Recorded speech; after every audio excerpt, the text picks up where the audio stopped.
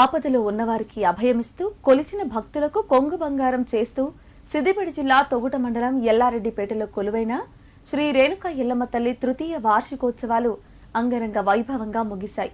మార్చి 31న ప్రారంభమైన ఈ వార్షికోత్సవ వేడుకలు శ్రీ రేణుకామాత జమదగ్ని మహర్షి కళ్యాణ మహోత్సవంతో ముగిసినట్లు గౌడ సంఘం సభ్యులు తెలిపారు. ఈ సందర్భంగా వారు మాట్లాడుతూ గౌడ సంఘం కులదేవత శ్రీ రేణుకామాత అమ్మవారి వార్షికోత్సవానికి చుట్టుపక్కల గ్రామాల ప్రజలందరూ పాల్గొని అమ్మవారి ఆశీస్సులు పొందినట్లు తెలిపారు.